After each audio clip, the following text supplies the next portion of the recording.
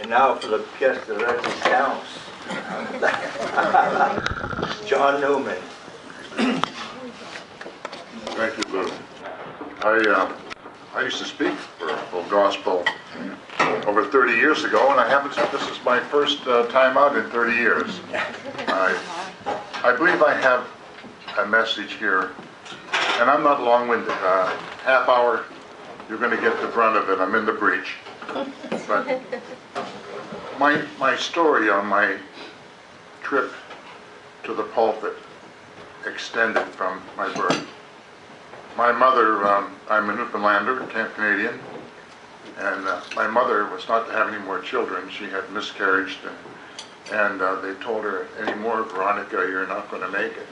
And then Mom got pregnant with me, and in the 7th month, we ended up in a little fishing village called Placenta, on the tip of Conception Bay, incidentally.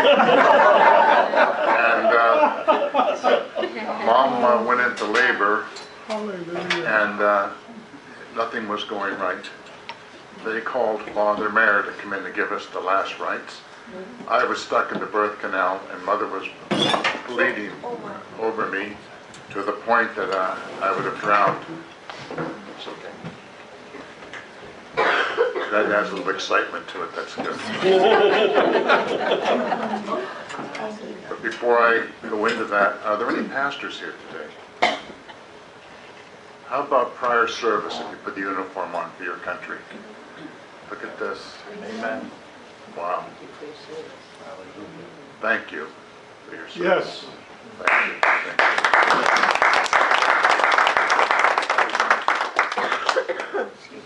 In the midst of it, Mother was dying, and I wasn't birthing, and Father Mayor is on his way to give us last rites, and my mother picked up the cross and cried out to God, and God spoke to me.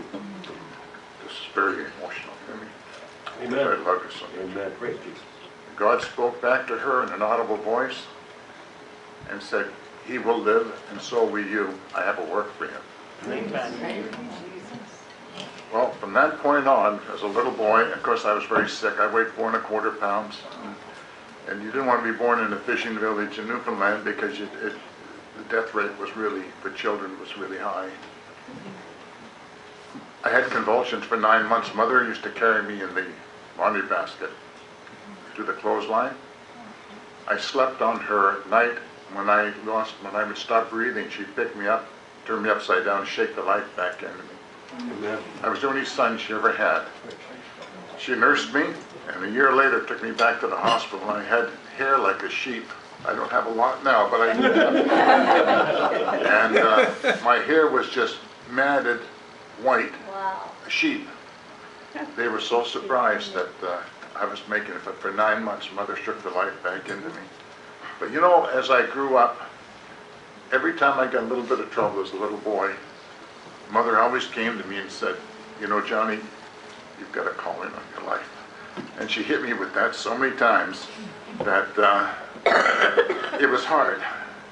But I knew that I had a calling, and I knew I had a work to do. I just wasn't sure about the God or knew the God. I mean, we went to church every Sunday, and we had the rosary every night in the house. But I didn't have any. I was I call it denominational salvation. I knew we were going to heaven. I wasn't too concerned about the rest of them. You know what I'm talking about. You were probably raised in a home like that. Irish. Dad played the Irish accordion. Mother step danced. You know. And things kind of were going pretty well. We came to America when I was 14 years old. But all through my life, I was having these visions, dreams and visions. I asked my parents about them one time, and they didn't know what I was talking about. But I was having visions that were so powerful that I was actually going there in the vision. And I didn't know how to handle it. And my family came to visit us one time during the summer, and young Doug, I think he was about 13, I was maybe 15, I think I got a couple years on Doug. And my mother had 8 sisters, and they're on the beach, and we're out in the boat, and I said, Doug, let's swim in. So Doug thought it was a great idea, and he dove over the side, And I'm waiting, I didn't want to dive on top of him, there's a lot of water there. And all of a sudden, his mother, Flo, was running up and down the beach yelling, "Where's Doug?" And I said, "He dove in." And she said, "He can't swim." And this is the first heavy prophetic vision I had in my life. I looked at the water. Now the boat got pushed back. I looked at the water. It was dark. And I saw him sitting on the bottom with his back to me, going like this. I saw him. So I could really swim when I was young. And I dove in and went down to the bottom. I knew right where he was because I'd seen him. I came and he was sitting on the bottom with his, and I grabbed a hold of Doug and I kicked down. I didn't want him to drown me. And when we surfaced, I always kid with Doug. I said, "You sucked in every bit of air there was in the area when you hit that surface." But we kid now because they're married. He's married and has a wonderful family. And we go to the weddings in Michigan, and there's all the grandkids and kids. I mean, my lovely wife Fran and I, we had 4 children. We have 7 grandchildren. So when we all get our family, we're going to be meeting there in Michigan in July. But I always kid Doug. It's like Back to the Future. I said, "You know, Doug, if you hadn't got off the bottom of that lake, you would have been fading in this picture." And I said, "Nobody would be here." And we looked around, and of course, here's all the kids and everything and that came from their union, but they wouldn't have been there. God intervened.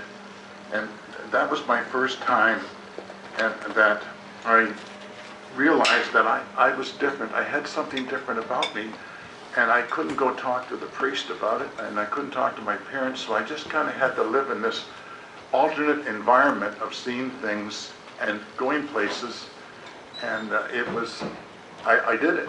I just did it, but I knew stuff.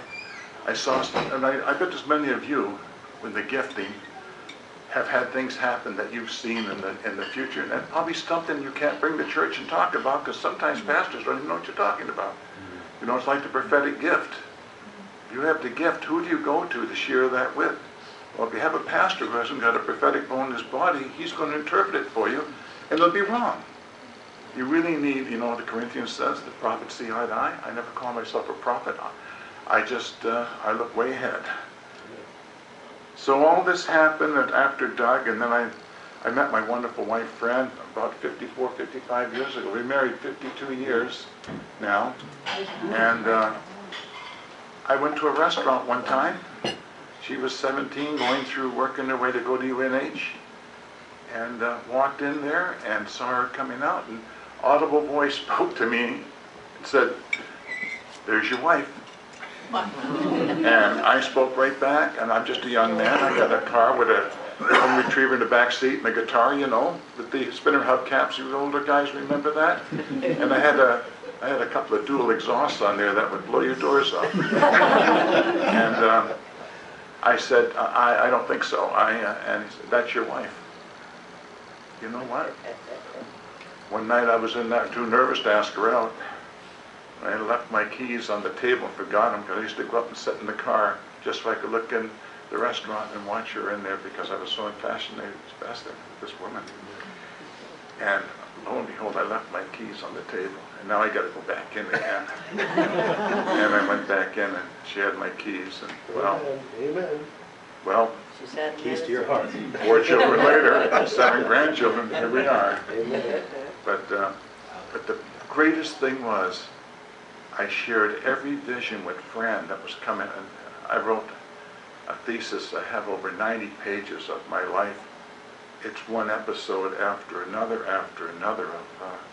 and you know, you really can't talk to many people about out-of-body experiences. I probably had 50 to 100 of them, because they say, "Oh no, that's of the occult." My out-of-body experiences are going after souls, into Amen. fires, into accidents. Amen. God puts me in places where and that was my thing, get them out of the fire, John. And then things really started cooking. Praise Jesus. Each time I had a vision, I'd come back and tell Fran every detail, every stop sign, every part of the city, over and over. There's things about 9/11 I'm not going to tell you. There's things about the bombing, the marathon bombing. I know what Watertown, Massachusetts looks like. I was there in a second. Amen. A second. And I was able to, you know, in the visions, I talked to God.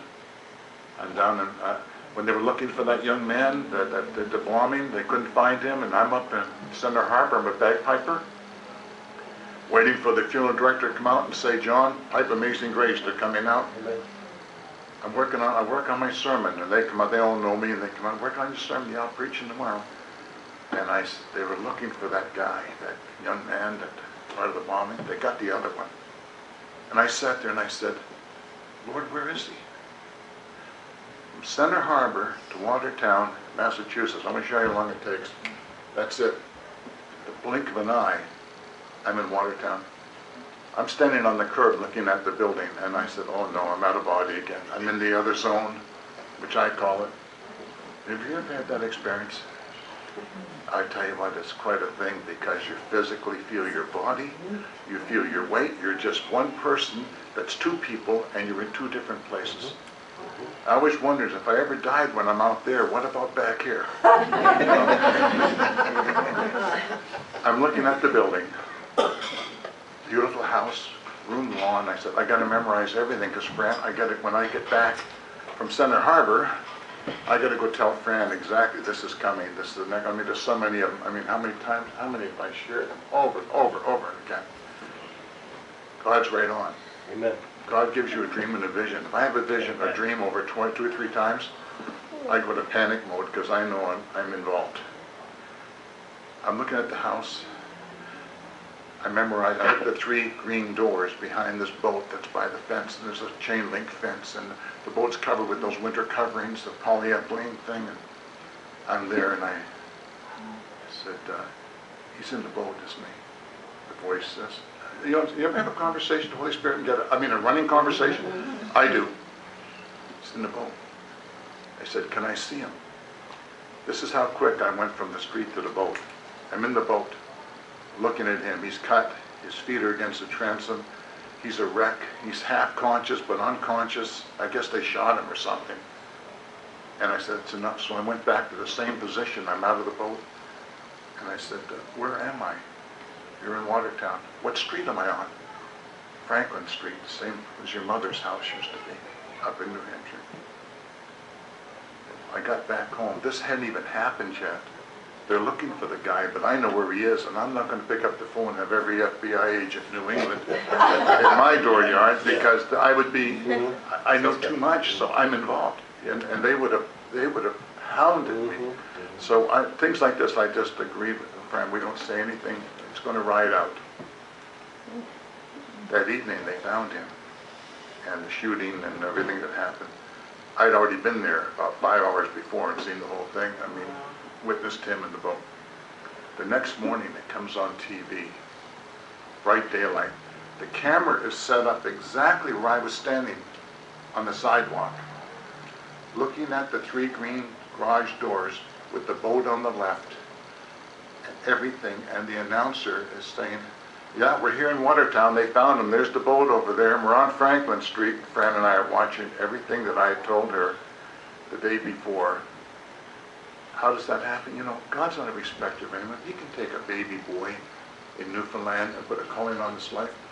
And I'll tell you, things will work in your favor. I got to move along quicker. But I just thank God for this.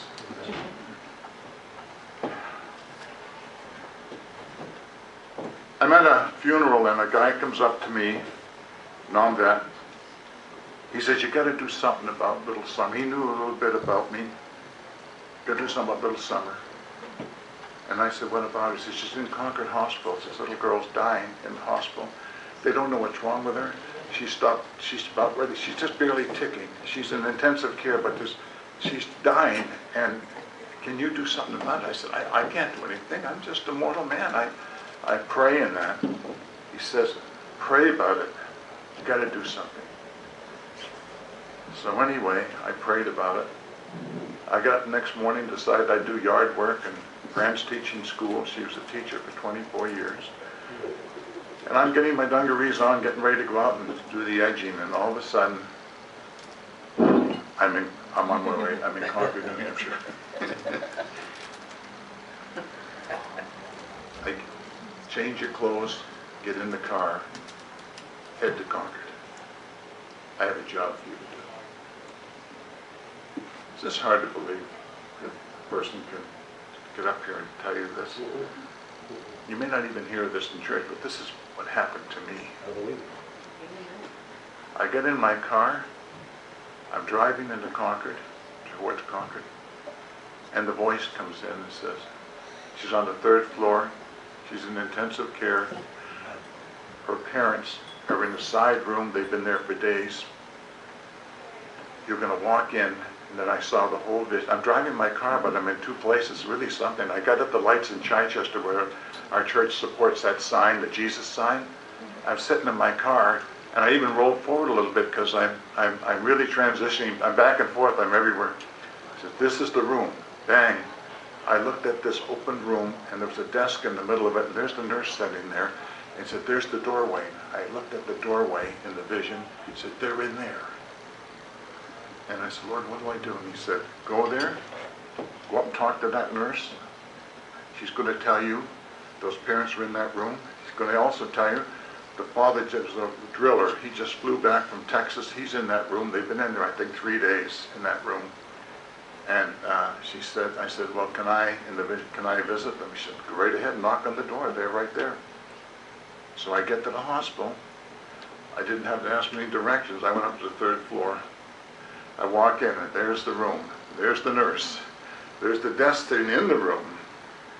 And I went up to the nurse, and I said, a friend of mine asked me to come and check on little Summer. Oh, she says she's critical, and she's almost gone. And then she tells me, she says, and the parents, I knew. At this point, I had so much evidence, I knew what was going to happen. You see, my orders were this now. Go into that room, say to those parents, I've been praying about little Summer, and God spoke to me today. And now, you want to be right on when you've got grieving parents, and not be a pastor goes in there and give them a lie or a story and that. But see, I had the confidence of the Holy Spirit on me. Amen. And I knew when I saw that room. And I went into that, and I was to tell them in that room, your daughter just came out of the coma. The Lord has raised her up. She's made perfectly whole in the name of the Lord Jesus Christ. I get there, the nurse points to the room. I go down and knock at the door, and they said, come in. They're grieving. And I went in, and I said, my name is Pastor John Newman. God sent me here to talk to you today. And I said, have you been praying? And they said, yes, we have. And I said, I have a message for you from God. They just looked at me like, this is serious enough. We don't need this. And I said, at this very moment, your daughter's out of the coma. She's being made perfectly whole. God's raised her up. She's in wonderful health. She's awake. And now I had nowhere to go, because that's where my vision ended. When I heard some thumping coming across the room, this nurse came through the door with a stethoscope flying. Leaped through the door, yelling, she's out of the coma, she's fine, she's talking, come with me. And grabbed the woman and said to me, and the woman said, he's coming too. Now here's the husband, he didn't even get an invite. And I said, what about him? They said, she was so far gone and he was in Texas, we were afraid to bring him in the room in case she came to and saw her father, she could die on the spot. She was a breath away all the time from dying. So the nurse grabs her, we hightail her right down to the intensive care. And there's little Summer sitting up, mommy, and everything. And then the little Summer says, and who's this? And she said, this is Pastor John Newman. I said, fine. I started to pray, and the Lord said, you've done your job, leave now. I walked down the hall, there's the father standing there in the hall, and I just walked by him and never said a word because my mission was over. What do you think of that? Have you ever had visions and dreams like that? So I joined the Army in '64. Before we got married in '65, we had one child. And lo and behold, my battalion gets called up. Then from there, we're at Fort Bragg, and from Fort Bragg, we're on our way to Nam. And we landed in Benoit, and they were firing, they were shooting when we got there. And we worked our way north to a fire support base called Fouloy. We set up at that base and set our artillery up, and we started firing the first day we were in country. In 12 months, we fired 130,000 155 rounds, 24 hours, night and day. We fired and fired and fired. I just knew there was more to this adventure because now I'm really in the heat of it now. Our fire support bases were so spread out with our 18 guns. There was one that was 32 miles away called Thunder 1. Called it Thunder because the artillery's going all the time. Second day in country, we had to convoy ammunition up to our guns. And I didn't know what they were going to happen going over that road through enemy territory. And they came back and I saw Sergeant Anderson coming towards me. He looked like he'd just come through a nightmare. And I said, Andy, you were on that convoy. He said, yeah. And I said, what happened? He said, 4 men died up in front of me, ambushed. So the next thing I know, orders come down and I'm on my way with a convoy up that road. Explosion, vehicle up ahead, 4 more men killed. Got back from that trip, one piece. Next thing I know, the orders come through again, 6 o'clock in the morning. You're heading to Thunder 2 again. And this time you're taking Captain Levante with you. They had to replace a captain up there. So I'm driving the vehicle this time, Jeep. On the way up, we went through this valley, and I knew that was the Valley of Death. I prophetically knew that this was where I was going to die, in this valley. I knew the death angel was there. I had my men with me. I had a squad. And we got through the valley, and we didn't get hit. I don't know if the convoy, I think we got hit somewhere, and I couldn't tell. There's so much going on. We got up to, yes we did get hit, that's right. Wasn't my part of the convoy, but they take sections of it. And got to the gate, and I said to the guards at the gate of this fire support base was a gravel pit with 6 guns back to back. It was just a gravel pit. That's where the men lived. And the guard said, you better be ready to go back at 2:30 on this road because they own it at night, we have it during the day. And you better be ready because it was rough coming up. I said, I was in it coming up. And at 2:30, we got to the gate. And I said to the guard, where's the convoy? He said, well, it's so bad coming up, they left early, you're on your own. Oh. And I got 32 miles of enemy territory to go through alone with my guys. So I looked at my men and I said, do you want to stay here? And they said, we're not staying here, this place will be overrun. It was a very vulnerable place. So I said to you, what do you want to do? And they said, it's up to you, you're the NCO. This is the first time I ever had this happen, but I had 3 Baptists with me and I was Catholic and I knew they were going to hell. Honestly, that's what I thought, because I was raised different, you know, and I'm going to tell you the truth. I'm just going to tell you how I felt. That's exactly how I felt. I felt I was secure, but they were in trouble. Because every time we went out, we were in trouble. It was so bad I had my hat, we put our names in the hat and draw our names out to see who was going out. And I always put my name in that hat and I drew my name. Every single time I drew my own name. Yeah, it made them feel better.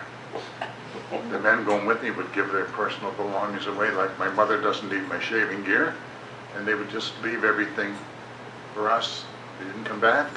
Before they came in and picked everything up, the guys would pillage everything they could get their hands on, from clean socks to deodorant, you know. And that's the way it was. So I said to the men, I'm going to make a run. This is my plan. If I can hold this Jeep wide open and those big ruts from the tanks on this road, it's so hot. The enemy soldiers will be sleeping by the road. By the time they get up, they'll be shooting at the back of us. That's the best I've got to offer, because I don't want to stay here either. And I'm sitting there wondering, this is the craziest decision you've ever made in your life. You got 32 miles. They told us when we left, there's 3 battalions of enemy that were watching that road. That's how they got us. They picked us clean on that road every day. Just like when we fought the British, from, you know, squirrel guns from behind every tree. That's the way we fought this war. I knew I didn't quite have things right with God. I knew there was a void between my communication with God, even though he was giving me all these visions and that. But I wasn't solid in my conviction with God, and I knew that. And I sat there in that vehicle, and I needed a prayer. And I said, Father, I remember this prayer to this day, and I'm going to hold up when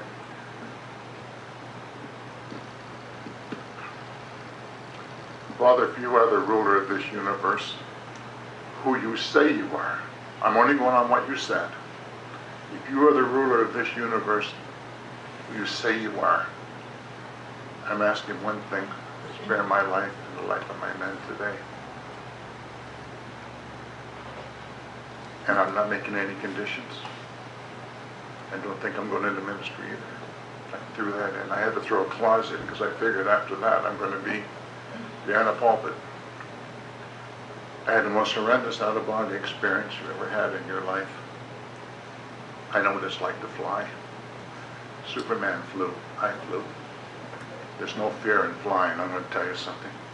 I'm above that road for 15 miles and I'm having a ball. I'm flying right to the valley that I came up through, the Death Valley. And I'm there in the spirit watching myself come into that valley and die. And I looked down and there were some soldiers by the road pinned down. There was enemy soldiers everywhere. The fighting was jackhammers. And I saw myself and my men, and we were obliterated. And the sergeant that saw us coming thought we were enemy soldiers, and when he realized that we were Americans, he's yelling obscenities at me, because we're not supposed to be there. Anything on that road was enemy. I saw his E6 on his helmet, I saw his men, I saw the enemy soldiers. I was there and witnessed the whole thing in living color, bullets, explosions, sweat, everything. Next thing I know, I'm back in the Jeep, 15 miles away, ready to make the run, and I don't know what to do. I had just traveled, and I'd been in 2 places at once. But you know something? When you do, time doesn't change. It was the time I was gone, the time I got back was just the breath between the breath. That's another amazing thing with God. God's timing is not our timing, and I don't try to understand a lot of these things. All I can tell you is what happened to me. 15 minutes later, 20 minutes later, I'm wide open on that road, trying to keep the Jeep from tipping over, but trying to go fast enough so we don't get shot up. I told Cudge, I said, anything in the road, come over the windshield, we had it down anyway, kill everything in the road, they're setting mines, I'm going to go right over them. So he's up like this, the other guy's in the back, we're ready. I said, anything you see, kill it, because we're the only ones in here. 15 minutes later, 20 minutes later, I hear bop, bop, bop, bop, bop, bop, bop, bop, bop, bop, bop, bop, bop, bop, bop. As I'm traveling, I hear the sound over here. I know there's fighting going on because I can hear the AKs and I can hear the M6, they're different. And over here and over here. And I think, oh, you know, if it's over here, I'm going to miss it. If it's over here, I'm going to miss it. Well, that's because of the road. It was exactly where God had taken me. I came over this knoll wide open and I'm in the midst of it, and that E6 looks around and I thought they were going to kill us, and he's yelling obscenities through the jackhammers as we went into that. The bullets were going everywhere. Yeah, hundreds of bullets. Whatever covered that Jeep, we were in between our guy shooting here and the enemy shooting there, and we're between them, wide open, not even a bush. And everybody's hammering everybody. I mean, it's a panic when you're fighting like that. Never got a hole in the captain's Jeep. At one point, Cudge, one enemy soldier was so close, I don't know how he missed us. I mean, they should have, I mean, it was like shooting in the parking lot here. Cudge rips open his flak vest, and I'm yelling over the firing, "Cudge, what are you doing?" And he yells back, "I can't believe I'm not leaking. I'm not hit." Imagine, he thought it was painless to get shot up because he thought he was shot. We made it back. Everything went fine until I'm out on the firing line. We were out all night. You had to lay on the ground. You couldn't come in. Our own men would shoot you. Once you're out there, you're out there. So that was the mission. All night long, we were out in the field. And we took turns sleeping.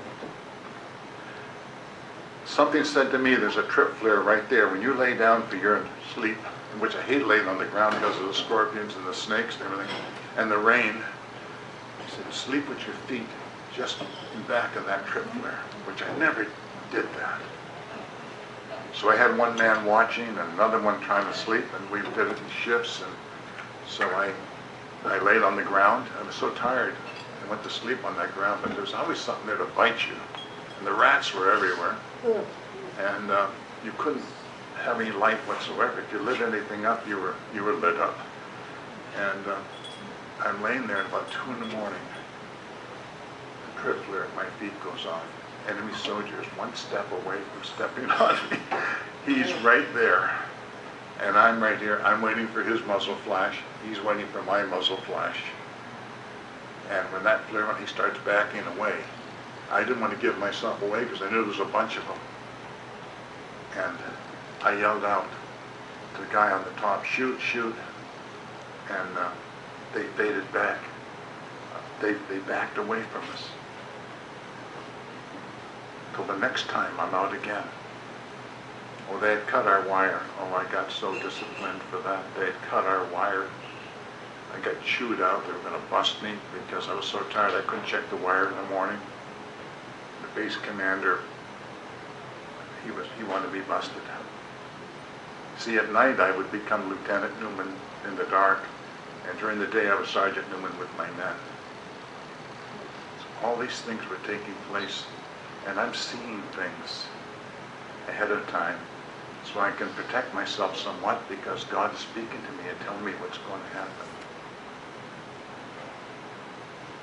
Lo and behold, I'm out there with Cudge again. Water buffaloes out front, they're working the rice paddies, and it's a beautiful evening. We're this far apart, checking, and I said, "Cudge, it's going to be okay this time." He says, "It never is every time we're out." And I said, "It's going to be fine." They got right up in front of us, opened up on us, point blank range. Every fourth round was a tracer. A flame passed between us. Like you could have touched it. All these rounds, the whole burst went between us. I dove over the front, Cudge dove over the back. They couldn't hit me. Till we're out there again. Another adventure. Every time I drew my name, I drew Cudge. Little second generation French Canadian, weighed about 130 pounds, best little fighter you ever saw in your life. He was a little scrapper. We're out there and I'm on the Starlight Scope, 2 in the morning. I'm looking out, I'm going to be wrapping here pretty quick. I see enemy soldiers coming through the wire, raining. I called in. I'd just seen that John Wayne movie before we deployed with Artie Murphy about the telephone. How close are they? Well, sorry, wait a minute, I'll have the phone, you can talk to them yourself. Oh, no. I see these enemy soldiers coming through the wire. I've got my field phone. I called in. I said, "This is Sergeant Newman. I got enemy soldiers in the wire. Here's the funny thing about this war. Permission to fire, sir." George Patton would have gone crazy. If you ever called George on a field phone and asked permission to kill Germans, you would have been a private E1 before breakfast. But we had to ask permission. The southerner on theirs, way back in the base, hold your fire. So I waited about 10 minutes and said, "Boy, Cudge." this is not good. I called in again. They're getting closer and reaching the fire. Hold your fire. So I thought, being a Canadian, I thought this is the most ridiculous war you could ever imagine to be in your life, because you're not supposed to kill anybody. So I looked at Cudge and I said, Cudge, get ready, watch this. Rang it again. OD, this is Sergeant Newman. Sir, permission to fire. He says, why are you whispering? I didn't say anything. He said, how close are they, Sergeant? I said, sir, if you just wait a minute, I'm going to hand him the phone. You can talk to him yourself. Southern boy, well, Sergeant, fire, fire. All these things that took place, and then at 2 in the morning, I'm back out again. And here goes the adventure with Cudge. The field phone goes off. There's a bird dog and a spotter plane. 2 in the morning, pouring rain. They're going to turn the lights on the landing field to get them down. I said, don't ever turn a light on out here, whatever you do. You put a light on, they see they can't find you at night, so they're just, you know, they see the light, it's over with. And they said, we have to do it, we got to get them down. Thank golly, I'm watching the scope. They said, you got 1 minute. I hear the motor coming, and then they got him. The lights come on the field, which now lights Cudge and I right up. And here comes the plane. The tail is down, the wings are up like a crucifixion, and he's coming at us, but the tail is dragging the ground. We're only 8 or 9 feet apart. The tail goes right between us.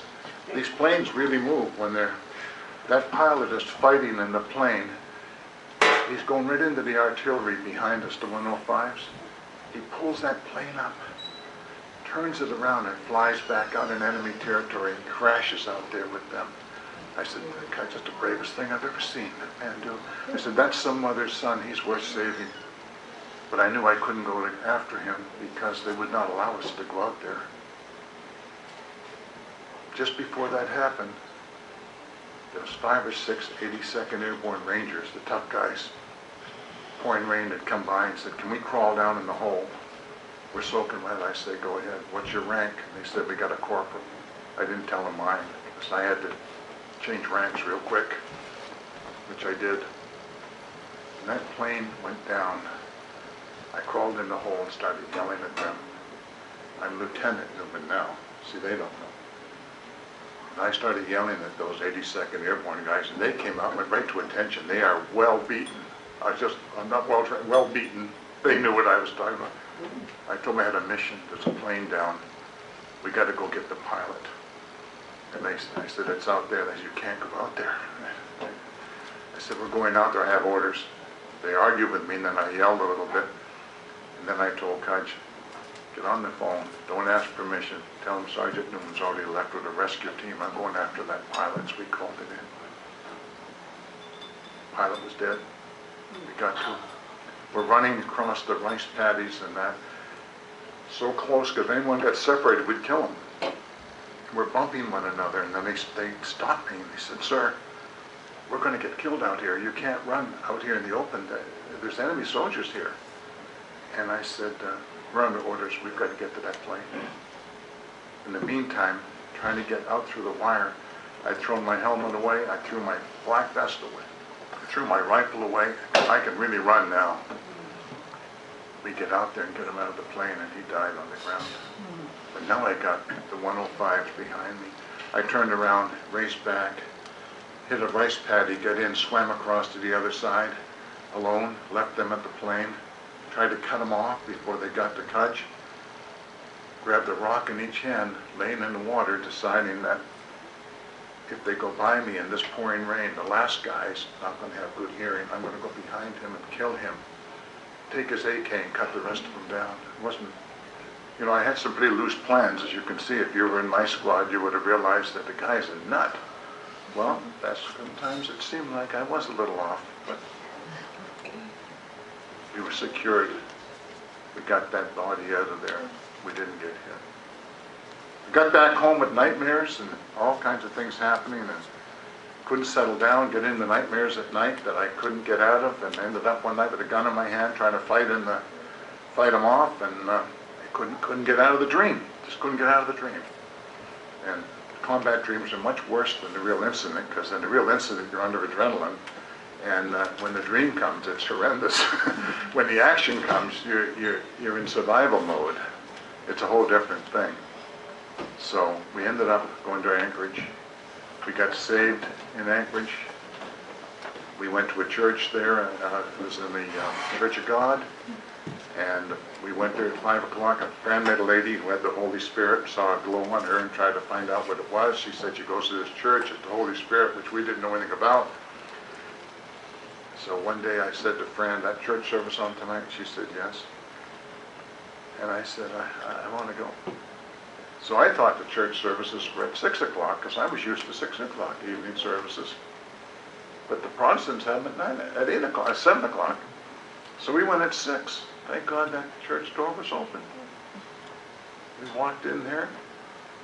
I felt the presence of God so strong in that church. I was having a midnight mass. You ever know the midnight mass, the incense they used to get to me? I felt extra holy at midnight mass. You know, I don't know, just me. But we sat down, nobody in that building, in the presence of God, and I said to Fran, I think we should kneel down. And we knelt down and we prayed together. And all those Aleuts and Eskimos came into the service with fur on and everything, and it was tremendous. I never heard anybody speak in tongues. Never saw anybody slaying out. We're singing, and all of a sudden this lady cuts into a solo, this Eskimo lady beside me, and she's singing up a storm in Amazing Grace, and it was beautiful. And she finished, and I said, ma'am, I never heard Amazing Grace in Eskimo before. That was terrific. She says, it wasn't Eskimo, it was tongues. I said, okay. That's a little dialect they had, maybe. So then we're carrying on the service, and all of a sudden this lady gets up and collapses in the aisle. And I jump out, I thought she had a heart attack, and Pastor Jones says, sit down. So I sat right back down again. Weirdest thing I ever saw. But you know what? I knew it was God. I knew it was God, because I could feel that anointing on it. We got saved, and they came up, and Robert Benbow handed me his Bible and said, you're going back home, you're going to need this, you're going to be a minister, and here I am getting hit with everything all at once. And they taught us every day for about a month, prophesied a ministry, came back home, bought an old church, old school building, started a ministry in there. We're still there today, 32 years. Amen. God moved. I haven't got time to tell you what happened with the accidents in Alaska. I won't go into that. But I had to haul them out of the fire. And I'd come back and tell her, friend, this is it. This is what happened. Every detail. This is the street. This is the faces. This is the people. And this is coming up. And when it came, it's right on. God is never wrong. And I think Fran said, you know, your ministry is going to be pulling them out of the fire. That's my story. Hallelujah. Hallelujah.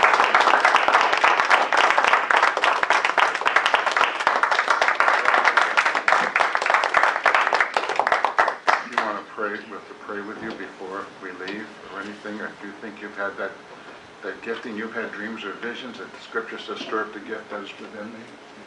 And we'll do that. We'll just sit quiet till you come to us. If not, I'm going to turn it back over. Lou? Thank you, Joe. Thank you so much.